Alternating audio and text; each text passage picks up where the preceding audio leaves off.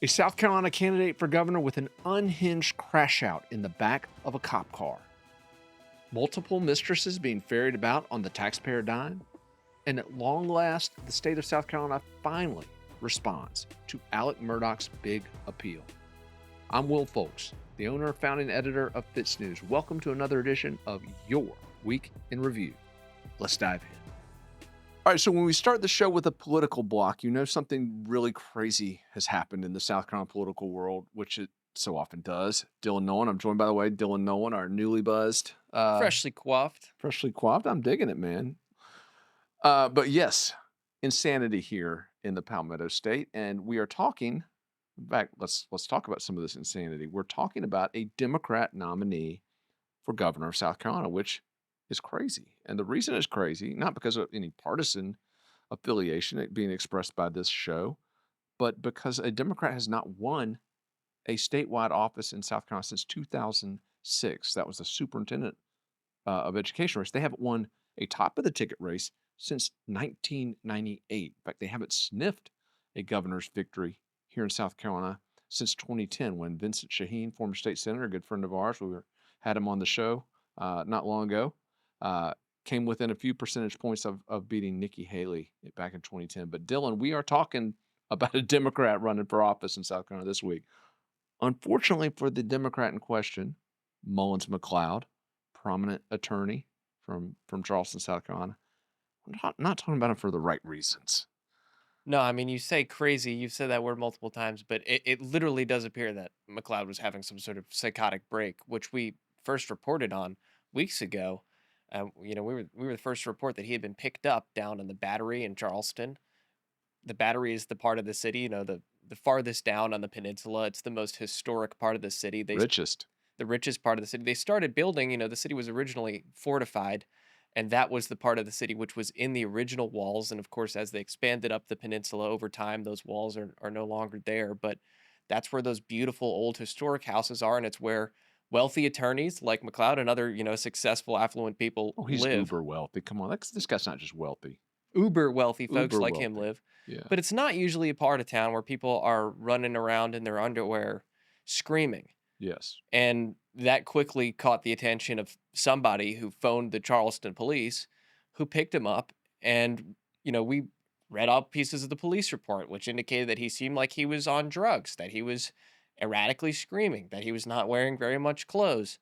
Told them he was Superman and God and all this other stuff. Yes, delusional stuff. But this week, the video of the incident from the police car perspective was released from the Charleston authorities via the Freedom of Information Act.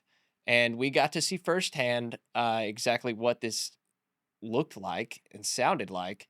And we got to hear some choice words about every Palmetto Politico, as well as some racial epithets, which have landed him in hot water. Well, we're going to get into the political component of it. But first, here's a little mashup of Mullins McCloud in the back of a Charleston, South Carolina police car.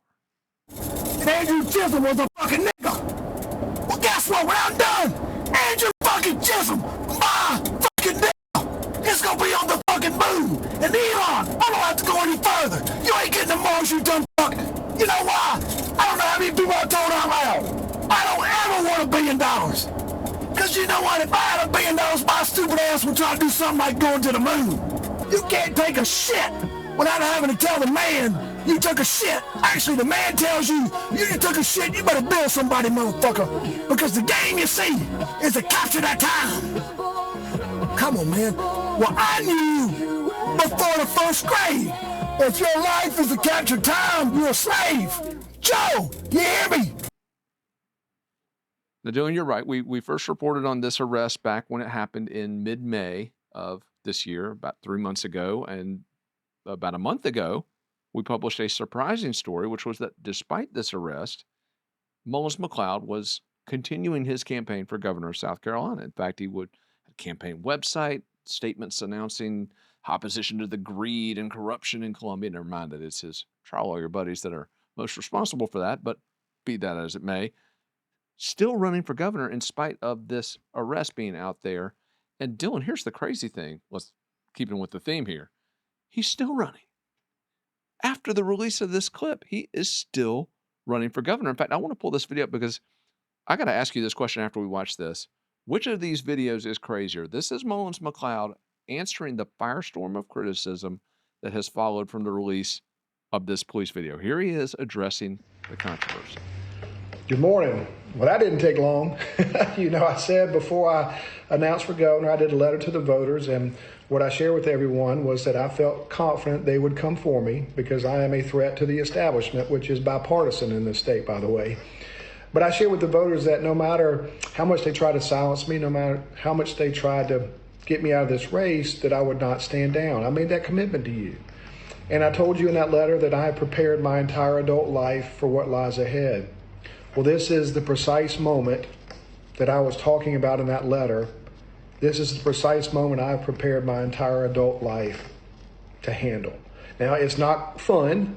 I don't want you to think it's fun because it's not. But I want you to know how I started my day today. It's the way how I start all my days. I get up at 6 a.m. The first thing I do is I get on my knees and I say the following prayer. Dear Lord, I surrender this day to you as I surrender all the days that follow.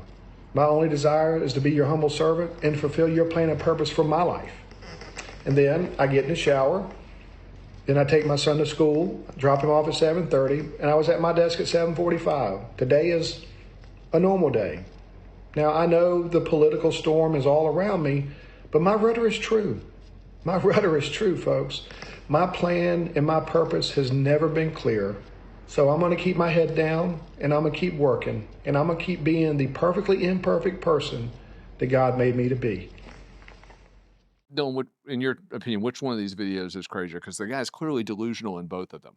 Yeah, and it kind of goes back to this was an instance where the police originally thought he's on drugs. The officer wrote in his report, this, with my training and experience lines up with somebody who is on uppers, basically. He then contends and has a blood test, which suggests allegedly that he was not on drugs.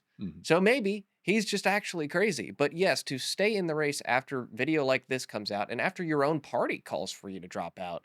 Yeah. I mean, he was really thrown under the bus, and rightfully so. There's plenty of people who can carry the flag for the Democrat Party who have not made fools of themselves like this. Yeah. Well, it's one of those things where you look at it and part of you wants to feel a little sorry. And again, when this first happened, we didn't publish the mugshot when this first happened because crazy half-naked mugshot, we didn't publish it. We kind of wanted to give the guy a little dignity, thinking he was going to drop out and do the right thing. But I don't know mentally, is he capable of making these kind of determinations? I don't want this to come off wrong, but I don't know that we did him any favors by not displaying the mugshot because I think he actually looks pretty good in there. I mean, he's got some pretty good definition on the shoulders for a guy his age. He must be going to the gym or something. I think we should have broadcasted it. But yes, talking to people in his camp when he was in the Charleston County Detention Center, it certainly seemed as though he was looking for kind of a quiet way to get out of this situation. That is not the path that he's taken in the weeks since then, and he is pushing forward. Yeah. Well, and again, for the first time, though, talking about a Democrat race that no one was talking about. So there is that. However, I think it's kind of funny what one of his supporters was on our X page saying that we need his vision and his leadership for the state of South Carolina. Dylan, after watching these clips, what do you think about this guy's vision and leadership? Well, he's certainly bold. He's certainly confident. And honestly, watching this, I want to hang out with Mullins. I want to have a good time with. I think he has to be a really funny person, like in his personal. There's no way that when you're losing your mind, you are as hilarious. And once again, you don't want to laugh at somebody having a mental episode. But a lot of the stuff that he said was genuinely hilarious in this 30-minute rant. Well, a lot of it was genuinely hilarious. I mean, he's talking to dead lawyers, talking to Ron Motley, talking to his political rivals also. Yes, the political rivals. But some of it, though, was disturbing. I mean, there's some violent language. There's obviously racist language. I mean, not all of this is something to laugh at. No, and we got to address, he drops the N-word, which politically, that's, stepping on a landmine. However, I do think there's a difference. This is not like man, those N-words, it's like a my N-word type situation. You're white in the South, you still can't say it. White anywhere, you still can't say it. Oh, hell no. You can't say that. But I do think it's a different situation of, will he be able to look people in the eye and have a conversation with them going forward and have them say, man, you were just off your ass versus you're a bigot. Well, that's true. And let's be fair, not everyone in the Democrat establishment is piling on Mullins McCloud. In fact, one of the luminaries of the Democrat Party, Justin Bamberg, the People's Rep, actually came on the pages of FITSNews with a guest column defending him, basically saying none of us are should be judged by our worst moment, essentially, and arguing that only Mullins McCloud should be the judge of whether or not he's fit to continue in the race. And so he's not without supporters. And Justin Bamberg, I tell you what, for a guy who is known for calling balls and strikes, for calling it like he sees it, that's still a pretty ballsy play to come out and support Mullins McCloud. Well, Particularly has after Mullins that video. retained him? He probably should. Well, we With a thought statement like that, he probably has. we thought he had Sean Kent in his corner. And this is interesting because his attorney for the duration of the time we were first reporting on this was Sean Kent, but it does not appear as though Sean Kent is still his attorney. So we're trying to figure out exactly who is representing Mullins McCloud. And clearly, they're going to have a challenge getting the advice through, it appears, particularly based on that second video. But it's interesting. This is now, we had the Joe Cunningham cycle where we had Mia McCloud coming in saying, why are we not supporting black candidates in the SCDP when this is a party that is largely black voters? We've now got another rich white guy from the low country trying to run top of the ticket for the Democrats. And he's literally off his ass on this video saying the N-word. When is this party going to just advance a black candidate? Well, they did back in the 90s. Didn't And work how'd out that too work well out? for them. That's the problem. The math doesn't work for them. They have to try to play this middle of the road, white candidate that can appeal to But both. that doesn't work for them either. They have very tough math here trying to cobble together a coalition. Well, flipping the script a little bit, we want to turn to the primary for governor where we might actually see a governor emerge. The Republican primary. It's the primary that has produced the eventual winner in every governor's race dating back to 2002. The last race where a Democrat won the governor's office, 1998. Dylan Nolan. It's been a hot minute since they've won a race at the top of the ticket, but Republican primary is where the action is, and we were unable on last week's show to dive into arguably the biggest announcement, certainly the longest waited announcement on the Republican side, and that was the entry into the race, the formal entry of Nancy Mace, 1st District Congresswoman. She is in her third term representing the 1st District in the U.S. Congress. She has been a national figure, Dylan, advancing a number of hot-button social issues. Nancy with a surprisingly substantive entry into this race, though. A lot of folks were anticipating a very theatrical, red meat launch into the race. She gave a little bit of that, but then she sort of pivoted. It was almost like watching a Mark Sanford press conference. She starts pulling out these charts and graphs for her policy ideas. You were there with me, Dylan. What'd you think of that announcement? Nancy, I don't think she does anything without putting in the calculations as to how people will perceive it. And she has for months been just swinging absolute haymakers. So for her to dial this back a little bit and show a side of herself that's different, that perhaps is a little bit more of the staid executive that one might expect from the South Carolina governor's mansion, I think that was a really smart tweak to her messaging, and it might help her appeal more to people who have seen her kind of throwing stuff at the wall to see what sticks for the last couple of months before she's gotten into the race. Well, you got a clip here. Let's watch a real quick clip of Nancy Mace announcing her bid for governor of South Carolina. South Carolina is tired of politicians who smile for the cameras, lie to your face, and then vanish when it's time to lead. I'm not one of them.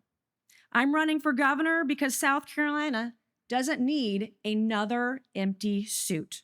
It needs a governor who will fight for you and your values.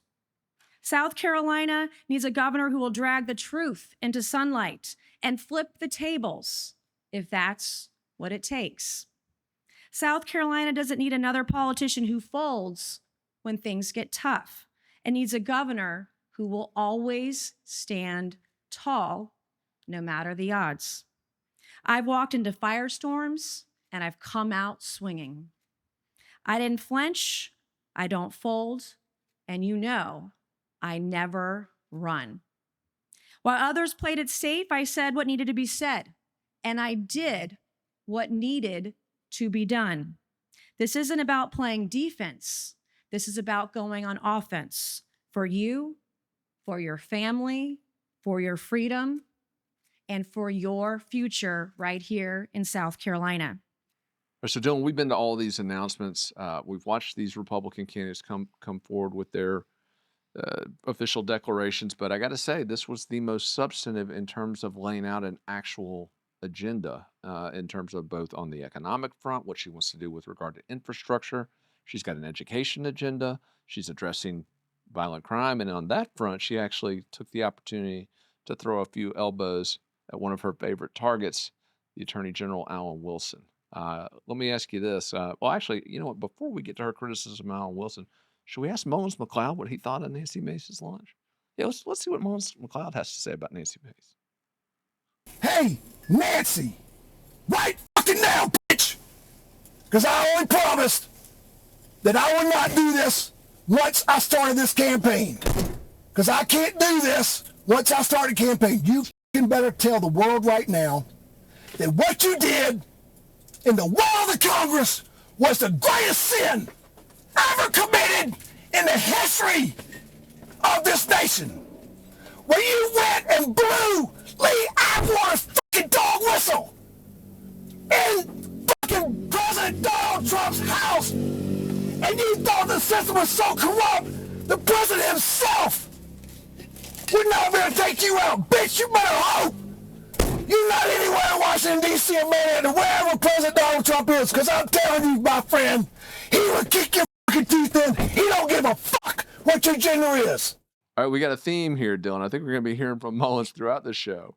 He might have something to say about some other candidates. We'll bring him on as a guest commentator, you know? But anyway, Mace and Wilson clearly going back and forth with each other. We are told polling coming out early this coming week, which could show where this race is right now. Polls we've seen up to this point have shown a very close race between Mace and And a Wilson. lot of undecided voters. It'll be interesting to see if folks are starting to figure out who they're supporting. Ton of undecided voters. We're hearing at least anecdotally that since her launch, Mace has gotten a little bit of a bump, perhaps a bump at the expense of Wilson's numbers, but we're going to have to see that poll early next week to see what those voters are saying in response to these announcements. But let's shift gears a little bit, though, to Alan Wilson. We talked on the show last week, a high-profile moment for him, announcing the state's response to Alec Murdaugh's appeal, a very substantive appeal from Alec Murdoch and his lawyers. Alan Wilson's office filed their response. Jen Wood was all over it for our media outlet last week. We're looking at that. He's being obviously criticized to some extent in regard to the Murdoch case, not necessarily for anything he did, but the whole aftermath of it creates some landmines. As you look at Alan Wilson's campaign, this guy, obviously a seasoned politician, got some strong grassroots support, but with Mace now fully into this race, this field's starting to come together. Where do you see Alan Wilson's candidacy going, Dylan? I mean, he right now is the big slow boat. It's kind of slow to turn because he's been crafting, and it's not even an image. He's been a public figure wielding power for more than 10 years at this point. I think voters in South Carolina, people who pay attention to the political sphere, have had a while to get to know who Alan is, and he announced this steering committee with more than 250 people. A steering committee is kind of politically important people, and he's got them from all across the state. So his campaign, I think, is always going to have that large base of support of these people who have become members of Wilson World, whether that's through his father, Congressman Joe Wilson, for the area where we are recording this right now in the Midlands, or for Alan himself. Where does his campaign go? I think that he's going to try to go slow and steady, maintaining being who he has been for this whole time, all the way to the finish line. And maybe if the polls show that he needs to juice it up more, he will do that. But I think so long as he maintains this lead, he's just going to keep driving that ball down the field. So a conservative approach from his candidacy. That's how I've always seen him operate politically. It's a very methodical. Nancy Mace is very aggressive. Like I said, throwing stuff at the wall. She'll be out there machine gunning stuff on the media. Alan doesn't work that way, but also he's been building brick by brick for a long time to get to this point. Well, we mentioned some potential pitfalls for him just a moment ago, but also the challenge he's going to have to face is, are voters looking for that slow and steady hand on the till, or are they looking for, let's go ahead and call Nancy kind of what she is, a Trump style? She's positioning herself as an outsider candidate for sure. And I think when voters aren't satisfied with the status quo, positioning yourself as an outsider is one of the best ways to win. I mean, you look at Bill Clinton, he positioned himself as an outsider and was one of the most successful Democrat presidents. You look at what Donald Trump did, he did the exact same model in the Republican Party, and that works in state politics as well. I think that there's a lot of earned dissatisfaction with the status quo government in South Carolina, and I think that Nancy certainly can take advantage of that. I think Ralph Norman's also going to play in that lane and also try to play as a disruptor. And I think, to be fair, both of them would be disruptors relative to the other candidates in the field. Well, as we go back to Wilson, though, and think about where his campaign goes, I do think it's important we should ask Mullins McCloud, where is he on the Attorney General? Let's take a listen to Mullins McCloud's thoughts on Attorney General Al Wilson. I'm doing this job, folks. I'm sorry. I'm going to kick your fucking teeth in. That's me. Because that's the work. But you know what? All my brothers in Compton got my back with Joe Rice, my six, while I kick your fucking teeth in. And then you're going to hear the softest voice. And one of those voices is going to be Rosa. You know what Rosa's going to do? She's going to say, hey, Alan Wilson, who is your biological father? Would you please share that with the world? With the world. Wow, not a fan, Dylan. Not a fan. He's not a fan of Alan, but the part that I found most funny, and I think we should throw to this, is he was really doubting the veracity of Alan's ownership of his German Shepherd, Lucy. Oh, let's check that. Alan fucking Wilson. Because you carry that German Shepherd around the people's house like, is it even your dog? Well, let me tell you something. When I'm governor, Snoopy's coming with me, bitch. He's not some German Shepherd. And let me tell you, my father, Snoopy is more of a friend to me than you were to the people of South Carolina. When you paraded that German Shepherd in front of me to drop this breadcrumb trail and this brilliant mind that somehow you were a dog guy protecting the people. McCloud for governor! All right, so we've got Mullins McCloud's thoughts on the governor's race. Obviously, not too high on either of the two front runners, but there was another big race. In fact, we covered it last week. Andre Bauer, the former lieutenant governor of South Carolina, dropping out of the race for United States Senate. Our Cali Lions, in fact, had a big story up that detailed a spat between Bauer and his wife's ex-husband, the son of a Horry County councilman who went public with some allegations against Andre Bauer. According to Cali Lyons and the sources she spoke with, that is what ultimately drove Andre out of the race for governor, not wanting to dive into that drama from back in 2018 with his wife's ex-husband. But according to Mullins McCloud, this race was Andre Bauer's to lose. Dylan, now we've met Paul Dance. He's been in this studio. Many believe him to be the top challenger to Lindsey Graham. In fact, now he really is the top challenger to Lindsey Graham. What do you take? What's your take on what we're about to watch here with Mullins McCloud weighing in on this Senate race? He was confident, but he wasn't right. Andre Bauer into the United States Senate. That's Andre Bauer's house. You follow me? Take that for sale sign off. It says this is Andre's house. You don't have to use his last name. Andre, pack your bags, baby. All right, so Dylan, while we're obviously covering all these statewide races, we've also got some action back at the State House, and the huge story from last week continued to give this week the saga of State Senator Matt Lieber, who now apparently has got not just one, but multiple alleged mistresses, according to sources familiar with his extracurriculars. But again, you know this guy, Dylan. What's going through Matt Lieber's mind as he's watching kind of his career implode here? It can't be a good feeling. I mean, he's a guy who, when I was talking to him, was usually talking to me about what he was working to build as far as this kind of coalition of low country conservatives. I don't know that we spent much time on what he was eventually going to burn down in that, his personal life.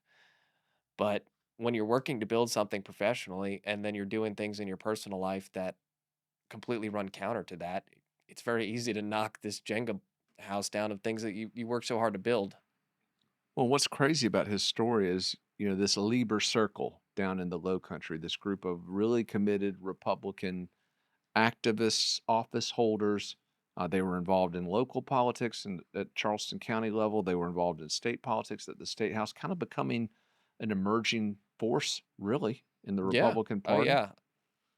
I mean, it kind of to me felt like they had broken through enemy lines in a lot of these districts. They are knife fighting their way through some of these really close races to take seats that had been blue and make them red, or to take seats that were held by Republicans, but Republicans in name only, and fill them with people who are in theory more conservative.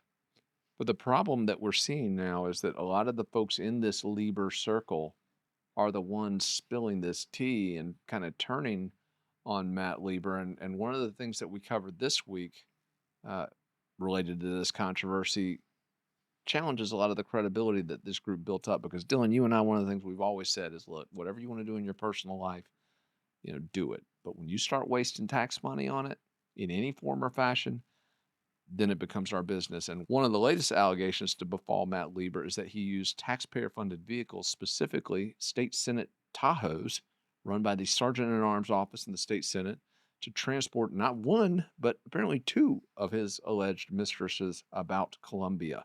One of the instances involved a visit to the South Carolina governor's mansion following Henry McMaster's State of the State address earlier this year, which probably you could classify as official business, but this car apparently transported Lieber and some of his friends back to an apartment after that party, at which point he is alleged to have engaged in some of this extracurricular activity with one of them, if sources are to be believed. Now, Lieber has denied one of these mistresses. However, he went on the record with FITSNews when he was asked specifically about the very public allegations his wife made involving what the woman she called his, quote, whore. These are her words on social media for all to see. But we asked him about that, and he said, on the advice of his attorneys, he is unable to comment on that relationship. And Dylan, that's the one that's most interesting because this is a person very closely linked to Chris Slick, the Palmetto political operative who has been the brains behind the trial lawyer push for the last few years at the South Carolina State House. This is a guy who has been driving their messaging, an incredibly adept strategist, Chris Slick, very smart guy. But this is something that a lot of folks have been zeroing in on. And as we have reported, it is not just Matt Lieber that people are looking at. But the other thing, and this was something that blew my mind, while we were investigating the alleged use of these taxpayer provided vehicles to ferry Matt Lieber and his mistresses around, we were told that there was also, get this, not even kidding, a sex scandal involving the Sergeant at Arms office, which runs these vehicles. Which begs the question, is there anybody in this Republican government going home to their spouse? Yeah, it's disappointing to me as somebody who I'm politically conservative, but also in my real life, I actually live conservative values, monogamous, just basic stuff. To see these people who stand up as leaders, and the longer I do this job, the more I get to see behind the curtain. The more I see this is. It wouldn't surprise me if it's greater than 50% of these ostensible conservatives, most of whom will flap their gums about family values when it comes time to hit the campaign stump. Including Matt Lieber, Yeah, aggressively and promoted family values.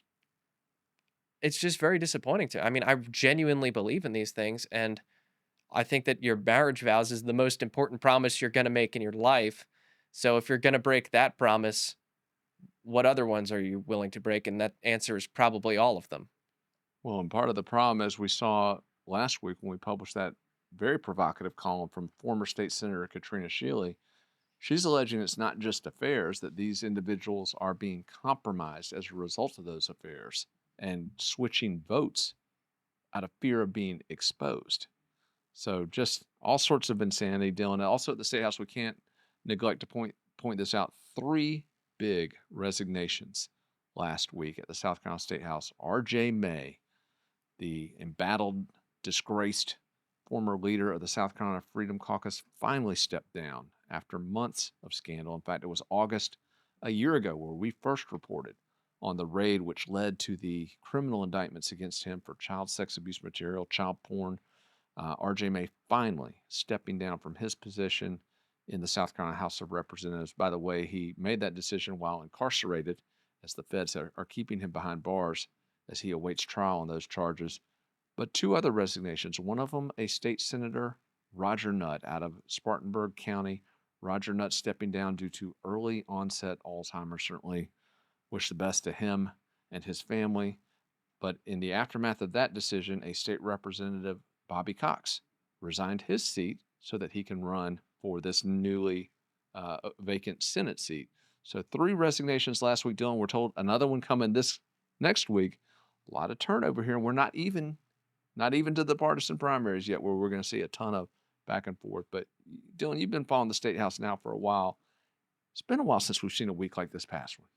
Yeah, and I do want to take a second to say to Senator Nutt and his family, obviously, this is an extremely challenging circumstance, and the way that he's addressed this publicly and had an optimistic face about moving forward in this stage of his life, I really admire.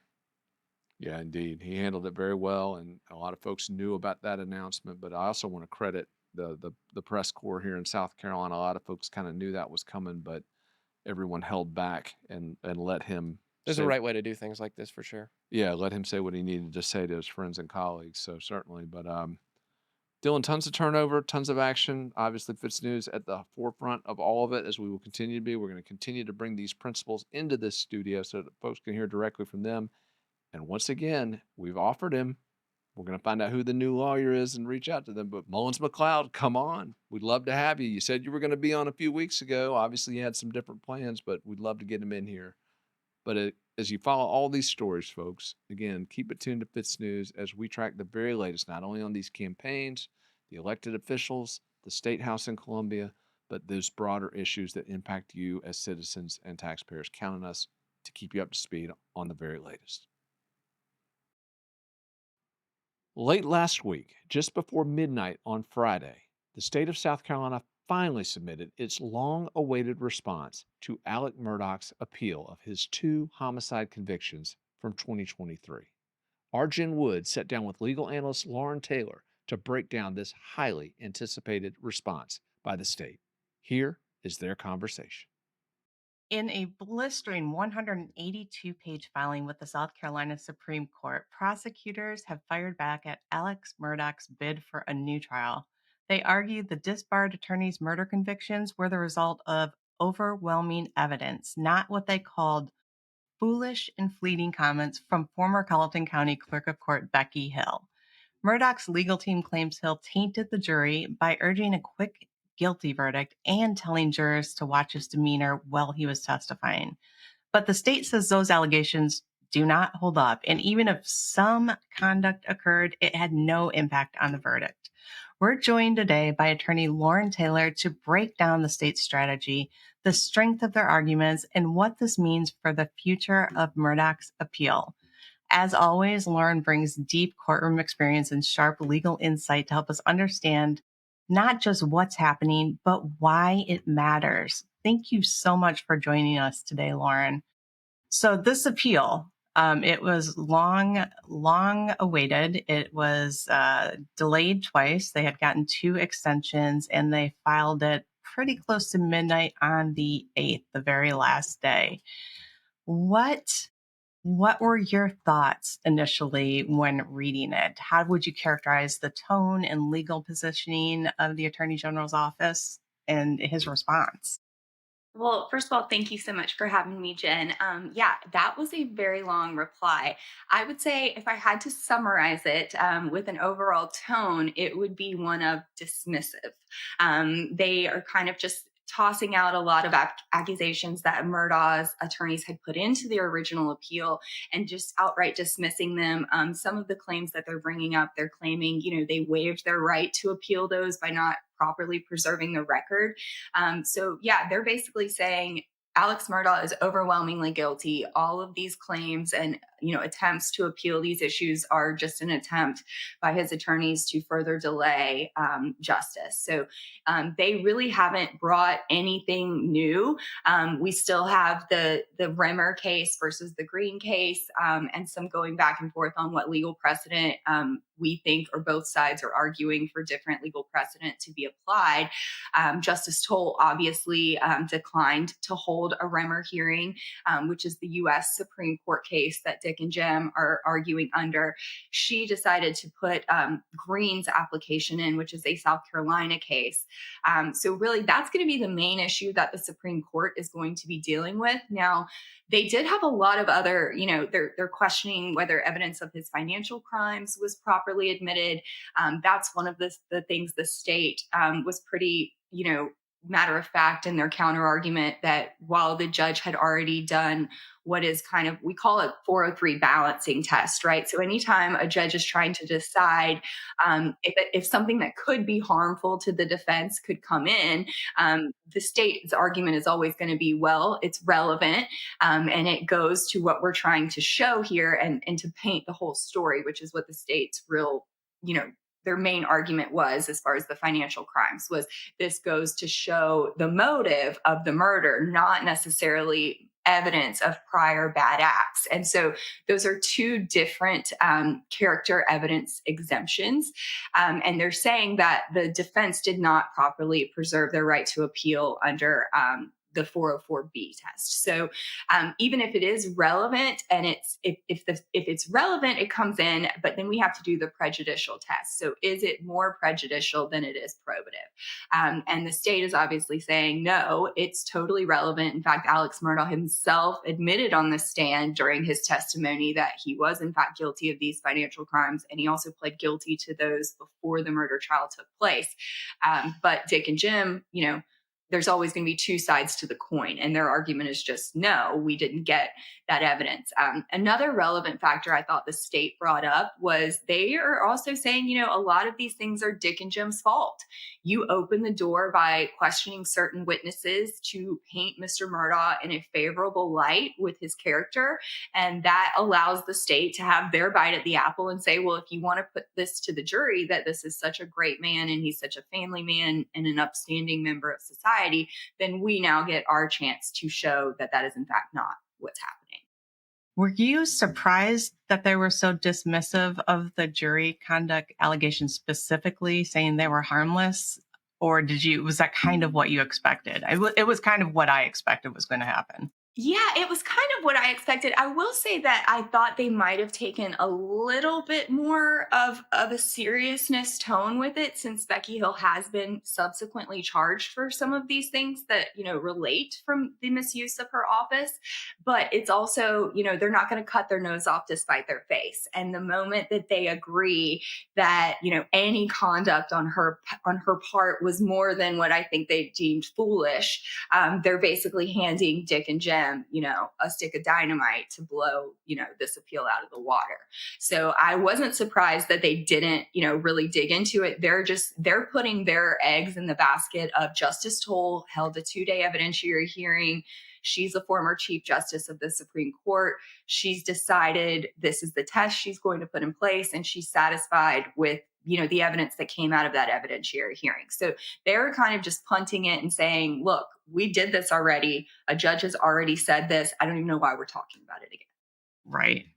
So when you're looking at an appeal that is based on a Sixth Amendment right violation to a fair trial, does the strength of the evidence really matter? I mean, that was like a huge portion of that filing was he's guilty because of this, and this. Kind of. I don't think it does. So every time I talk about this case, I always get just a little bit nervous because I think the public perception of the process of justice and how criminals are charged, how they're put on trial, and then how the appeals process works. It's very frustrating for an average person to understand these legal nuances, right? But in the overall arching opinion of this, no, it shouldn't matter, the strength of the evidence. It's how the evidence was allowed in and what is the jury seeing and absorbing. So whenever you're filing an appeal, right, you have to kind of throw everything at the kitchen sink. That's what Dick and Jim did here.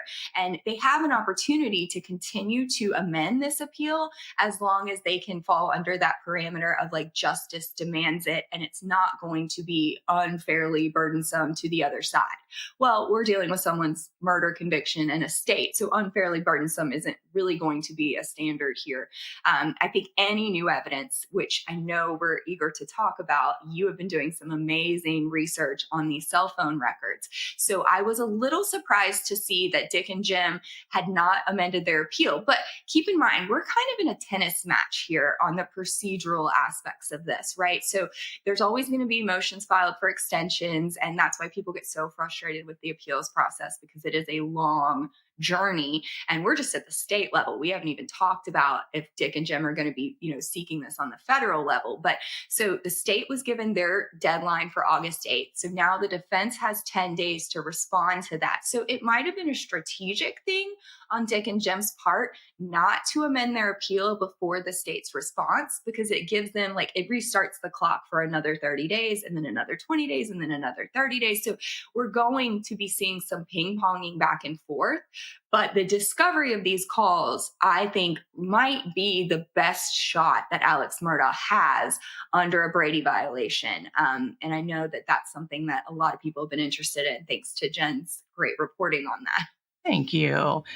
The Dick and Jim, they did have the initial 10 days, but this week, I haven't reported this yet, they requested an extension, a 20-day extension, so they have 30 days. So it's now due September 8th, I believe, which didn't surprise me at all. I was like, you had 10 days to respond to 180. Like, I don't even know how attorneys do that.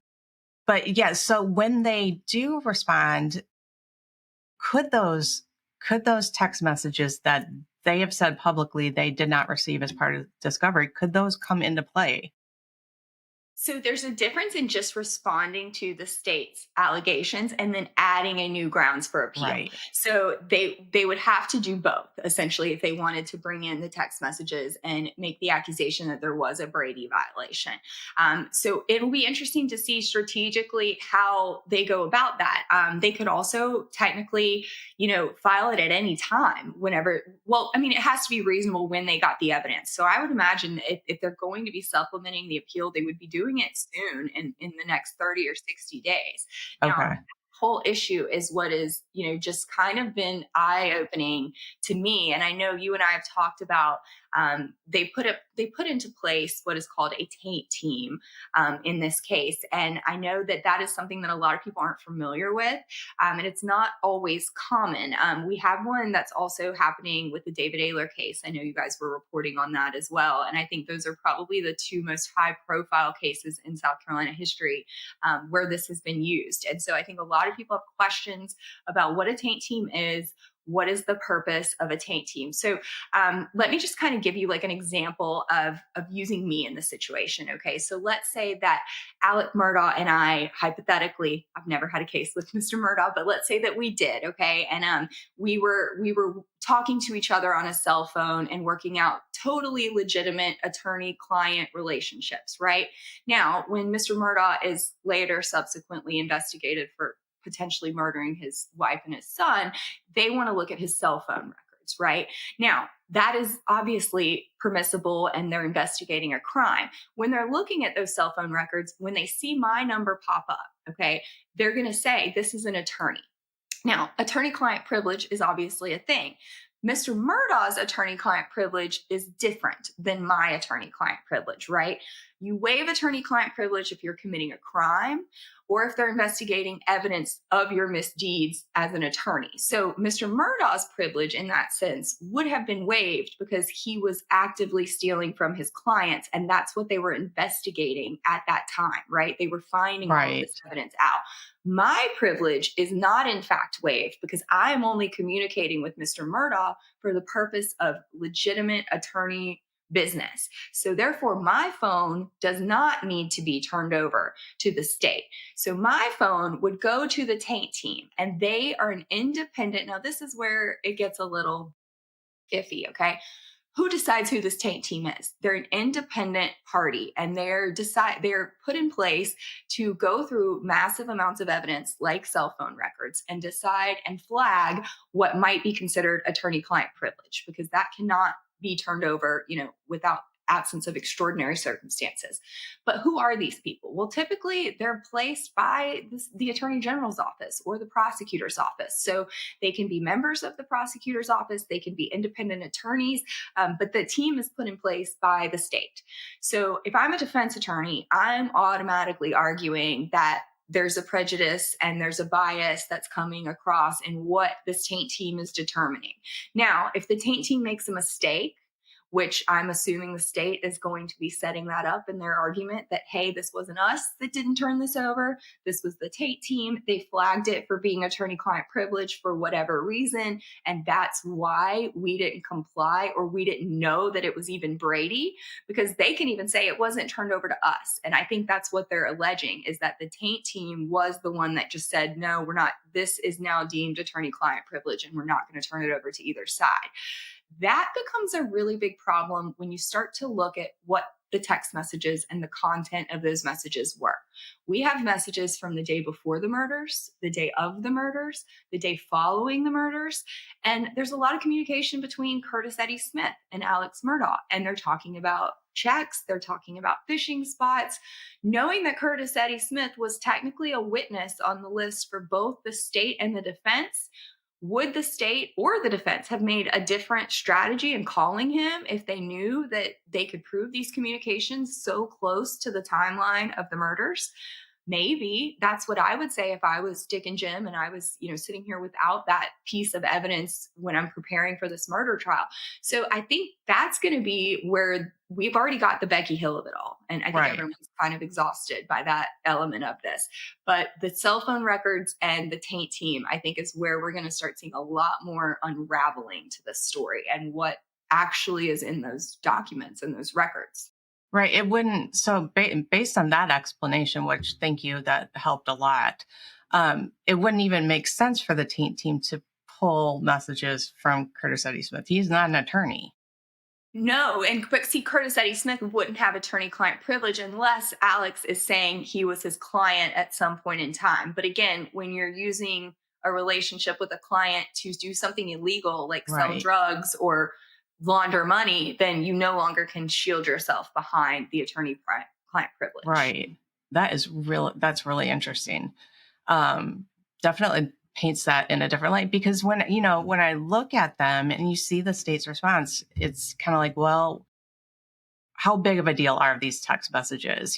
People people have pushed back and said, who cares? Like he was convicted. But I think it does matter when you're looking at this from the eyes of a defense attorney and as you're preparing to go to trial and who you're going to call. I think that's the struggle that everyone, when I get asked all the time about, like, how do you defend certain people? My job is to make the state do their job. And if I put them through the paces at that initial, level of a state trial, and I preserve the record for any appealable issues that come up, then I've done my job. That saves the taxpayers money on having to retry cases. That saves us on appeal issues. So I think everyone has a critical job in this process that we call justice. And it's just as important that we follow these steps, because they're here and they're curated out of years and decades of precedent.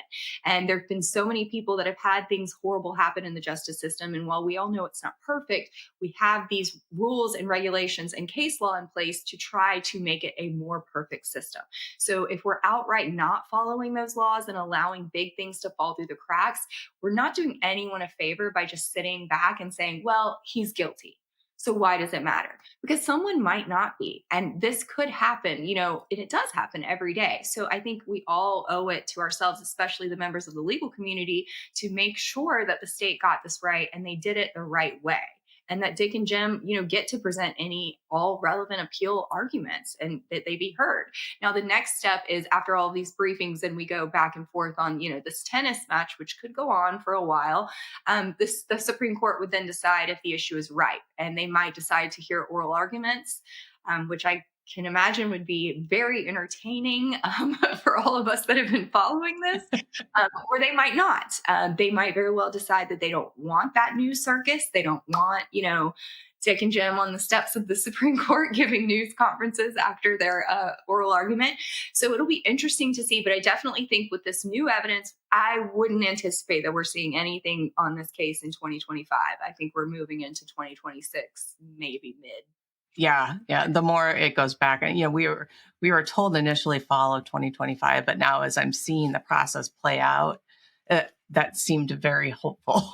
We're going to end up spending more time on Murdaugh's appeal than we did on any of the investigation of the crime, the trial, and everything, which is honestly, it's very different. Like Curtis Eddie Smith is still, awaiting the disposition of his charges, whether he takes it to trial or pleads guilty. So, a lot of things moved really fast in Alec Murdaugh's case. And now that was a strategy from the defense from the beginning. You have a right to a speedy trial, but there's tons of people sitting in prison in the state right now who have not been tried, in any form of speediness. Right. So by pushing the case with Murdaugh so fast, they really challenged the state to have all their evidence lined up and say, look, you charged him, you better be ready to go. And I think the state, had some failings as they got along the way, and doing it so quickly, now here we are. And there are a lot of appealable issues that are ripe for consideration. So we're going to get this tennis match going back and forth as, there's responses, amendments, and then we get the record on appeal that gets filed. And that is Dick and Jim file with the Supreme Court, everything that they want them to review as they're considering the final brief. Yes. Right. So that comes, and then we're going to be waiting to hear if there are oral arguments or if they're just going to make a ruling based on what was submitted. What are the potential? So, we've got, Supreme Court hears it. What does it look like when the Supreme Court makes their opinion, when they give their opinion on this? Well, it usually just comes out in advance sheets. Lawyers get them weekly, and we read them. And Right. It's like updating us on new changes in the law, new things that the Supreme Court and the Court of Appeals have held. So, yeah, it'll be interesting to see how they release this one, since it is so hotly anticipated. But I think more than anything, the Supreme Court wants to put back a structure of normalcy. And so I would be shocked if they really went out of their way to do anything different here. I think they'll try to kind of make it as normal as possible, and maybe try to brush it under the rug. We'll see. That, like I said, this is not the end of the road for Dick and Jim. So if the state does say no, we're not interested in hearing this appeal or taking it further, then they have the federal court. So it might be easier for the state of South Carolina to just kick the can down the road a little bit and say, Right. take this up with the federal court. And because Remmer is a U.S. Supreme Court case, their argument might be stronger in the Fourth Circuit. We'll see. Right. Okay. So that makes sense. Looking at this appeal and knowing that, when we're looking at the jury tampering, we're looking at those two standards, Remmer and Green. If the Supreme Court does rule on this at the state level, will it change how that is applied in future cases? Will it change legal precedent? Gosh, that is like the hardest question for any lawyer to answer these days, just because we're seeing legal precedent get Right. changed every day. We saw Roe v. Wade get overturned. Obergefell is now getting challenged up at the Supreme Court. So yes and no. It would certainly be the law of the land in South Carolina as to what case South Carolina is going to hold. Now, the Fourth Circuit has already decided Remmer is its case. So you're still going to get that battle and that push and pull on a federal level, but it will certainly lay the law of the land out in the state of South Carolina as far as what level of scrutiny they're going to apply and who is going to be responsible for that burden, whether it would be the state or the defense whenever we have future jury tampering allegations that arise. Okay. That makes sense. Do you think in the end, however many years this ends up taking us, do you think we're going to be looking at a new murder trial for Alex Murdaugh? I do. I think on some level. Yeah. I don't know if it'll be on the state level, but I do, just because I think there's so many things that maybe it wasn't anyone's fault. Maybe it was just a rush to get the bad guy, to, get the case solved, to get the public, to feel at ease. Whenever you do that, there are going to be some things that are missed. And unfortunately, that door is always open for Dick and Jem to keep amending when they keep getting new evidence in. So I think it's, we were all shocked that Justice Toll did not order a retrial after Right. Jersey's testimony, but we'll see. I've been shocked before. Yeah, it's hard. Like, Will always ask me that, and I'm like, I don't know. But I feel, yeah, I mean, I feel like when you look at, like you said, they're throwing everything at the wall and seeing what sticks. They're throwing a lot at the wall. I mean, there's been a lot of there's a lot of things to throw at the wall, which I think the more that gets thrown, the more I think something's going to stick. It's certainly much stinkier than your average murder appeal. Let's put it that way. I think the state is much more concerned about this one than they are anyone they've had in the last 10 years. Right. So it does lead to, we saw the Karen Reed case. We saw what's happening with, police corruption in Massachusetts. And, everyone wants to think that that's not happening here. And if it is, that someone that is at the AG's office or at SLED or in law enforcement would stand up and blow a whistle. And I hope that's not what's happening here. But I think that, only thing that will tell is the more digging that, you guys are able to do, and any other journalist that is, not giving up on this case and kind of putting a stamp on it, like we're all said and done.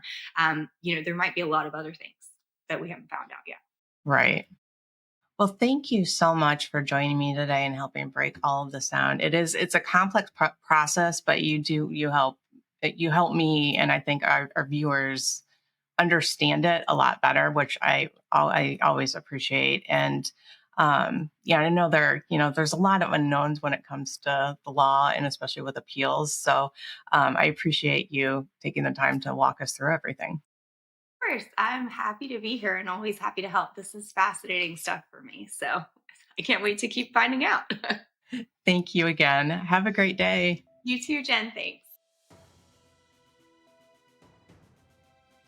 All right, folks, that is a wrap for this week's edition. I want to thank our Dylan Nolan for joining me and breaking down an absolutely chaotic week in South Carolina politics. It seems like they're always crazy, but this week especially so.